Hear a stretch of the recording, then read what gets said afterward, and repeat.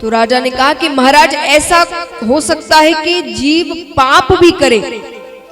ध्यान से सुनिएगा, ये हम सब के मतलब की बात है, क्योंकि हम सब जानते हैं आज के समय में रोजाना हम पाप करते हैं। एक छोटा सा झूठ बोलना भी पाप होता है, ये सब जानते झूठ नहीं बोलना चाहिए, है कि नहीं? और छोटा सा भी झूठ कैसे हुआ? एक झूठ जो शायद रोज बोलते और यहाँ सब बोलते हैं, मैं भी बोलती हूँ, मैं कहूँगी जब हमें कहीं बाहर जाना है और फोन आता है जिनसे मिलने जाना है, कहाँ हो? घर से भी नहीं निकले होंगे, बस 5 मिनट में पहुंच रहे, रास्ते में बस पहुंच गए। ये झूठ तो रोजाना बोला जाता है, तो ये भी पाप होते हैं। मान लीजिए छोटा सा बूंद समान पाप हुआ, लेकिन है तो पाप, इसलिए कहते झूठ नहीं बोलना चाहिए, गलत है। तो छोटे मोटे पाप हम आए दिन करते रहते हैं, ये समय ऐसा है। तो राजा पूछते हैं कि महाराज ऐसा हो सकता है कि जीव पाप भी करे और नरक लोक भी ना जाए? सुखदेव जी कहते हैं नहीं, ऐसा तो नहीं हो सकता, क्योंकि आप ये हो सकता है आपने पाप किया, आप उसका प्रायश्चित कर ले अच्छे से, वापस उसे ना दोहराएं तो दंड कम हो जाता है। आपको जो दंड मिलना चाहिए उतना नहीं मिलता, कम दंड मिलता है। पर नरक लोक तो जाना पड़ेगा, सफाई तो करवानी पड़ेगी। राजा ने कहा नहीं, कुछ ना कुछ तो होगा कि जीव पाप करके भी नरक लोक ना जाए। सुखदेव जी ने कहा राजन, आप पापियों का भी कल्याण चाहते हैं, है एक उपाय है, सुनने में बड़ा आसान।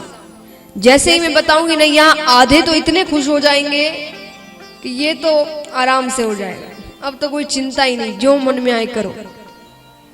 करना उतना ही कठिन। सुखदेव जी कहते हैं कि राजन, अंत समय में अगर आपके मुख से भगवान का नाम निकल जाए तो आप नरक लोक नहीं जाते। बड़ा आसान लग रहा है सुनने में, ले लेंगे भगवान का नाम अंत समय में, कौन सी बड़ी बात है। पर अंत समय में इतनी भयंकर पीड़ा होती है, जैसा मैंने आपको कल बताया था। उस समय भगवान का ध्यान दूर, किसी का भी ध्यान नहीं आता मन में।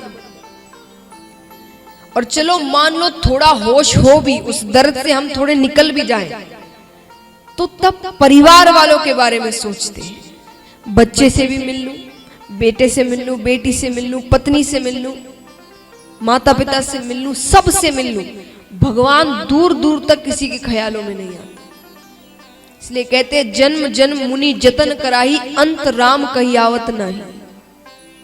आता नहीं मुख में किसी के नाम। फिर भी राजा परीक्षित पूरी तरीके से उन्हें पक्का हो जाए कि ये सच बात है, तो राजा परीक्षित ने कहा ऐसा कभी किसी के साथ हुआ है? सुखदेव जी कहते हुआ है। कन्नौज नगरी में एक ब्राह्मण रहा करते थे। ब्राह्मण के एक संतान थी, उसका नाम था अजामिल।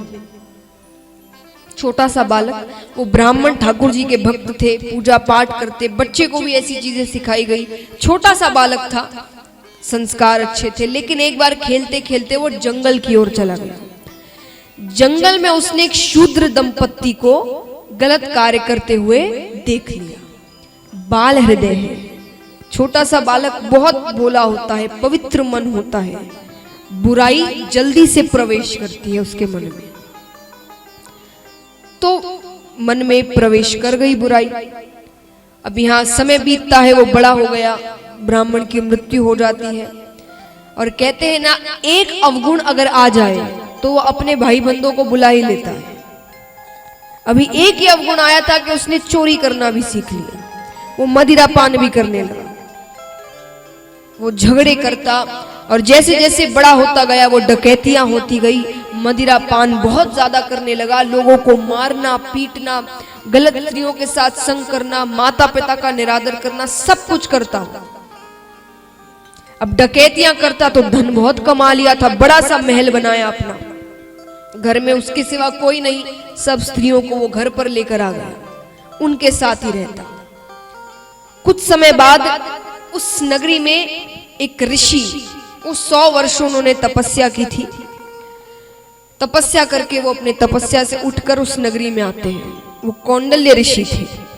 उन्होंने लोगों से पूछा कि यहाँ पर किसी ब्राह्मण का घर है क्या, मुझे एक रात बितानी है और मैं तब से उठकर आए, मुझे ब्राह्मण के घर पर ही रात बितानी है। लोगों ने कहा एक ब्राह्मण है। अब पिता तो उसके मर गए क्योंकि वो ब्राह्मण कहलाने लायक नहीं है।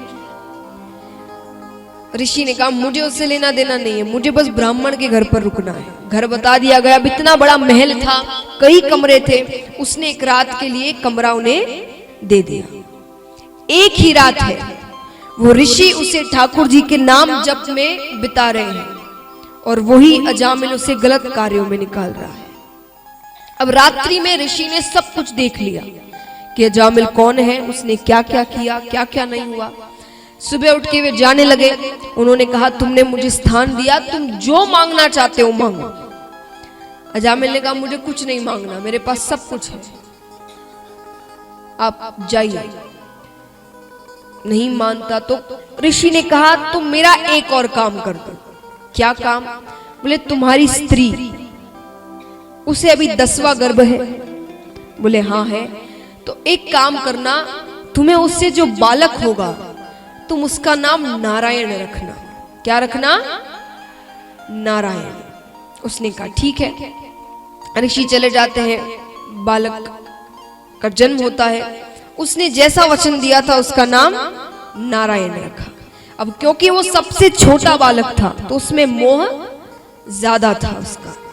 अब दिन भर उसके मुख में केवल एक ही नाम, नारायण इधर आना, नारायण भोजन करना, नारायण कहाँ गया, नारायण मेरे साथ चलना, नारायण मेरे साथ सोना। दिन भर नारायण नारायण नारायण नारायण। अब अंत समय सबका आता है। अंत समय आया, यम के दूत आए, उसे ले जाने लगे तो डर के मारे वो जोर से चिल्लाया नारायण मुझे बचाओ, नारायण मुझे बचाओ। ठाकुर जी उठते हैं यहाँ पर, अपने पार्षदों से कहते जाकर देखो कौन मेरे भक्त को सता रहा है, उसकी रक्षा करो। ठाकुर जी के पार्षद आते यम के दूतों को भगा देते हैं। यमराज भगवान से आकर कहते कि प्रभु आपके भक्त का अंतिम समय होता है, मैं नहीं जाता। किसी पुण्य करने वाले का भक्त का अंतिम समय आता है, मैं नहीं जाता, पर ये तो महापापी है, इसके समय आपके पार्षद क्यों आए? ठाकुर जी ने कहा तुम अच्छे से जानते हो जो अंत समय में मेरा नाम ले ले वो कभी भी नरकलोक नहीं जाता। यमराज ने कहा वो आपका नाम नहीं ले रहा था, वो अपने बेटे नारायण का नाम ले रहा था। ठाकुर जी ने कहा बेटा समझकर, पिता समझकर, पुत्र समझकर, मित्र समझकर, शत्रु समझकर, नाम तो मेरा ही ले रहा था। इसीलिए हमारे जो पूर्वज थे, बड़े बुजुर्ग थे, वो हमारे नाम भगवान के नामों पर रखते थे ताकि ज्यादा से ज्यादा मुख से भगवान का नाम निकले। आज सब हम इतने काम में इतने व्यस्त हैं, किसी के पास नहीं है इतना समय। कितने यहाँ पर है जो पूजा पाठ जो हम रोजाना करते हैं, सुबह करे शाम करे, इसके अलावा भी भगवान का नाम दिन भर लेते हैं। कितने ऐसे यहाँ पर है? अब देखिए जितने भी हाथ उठाए ना वो सब बड़े बुजुर्ग हैं। एक समय के बाद तो सब लेते हैं महाराज, लेकिन जितनों ने भी हाथ उठाया, कुछ ही ने हाथ उठाया है, पर वो भी बुजुर्ग हैं और किसी ने यहां हाथ नहीं उठाया। क्यों? सब जानते समय नहीं है, पर इसीलिए वो बच्चों के नाम पर भगवान का नाम बच्चों के रखते थे कि आप बच्चों का नाम तो दिन भर लेते हैं, दिन भर उनके साथ रहते हैं, उन्हें पुकारते रहते हैं, तो भगवान का नाम मुख से निकलता रहता है। तो शायद अंत समय में भगवान का नाम मुख से निकल जाए।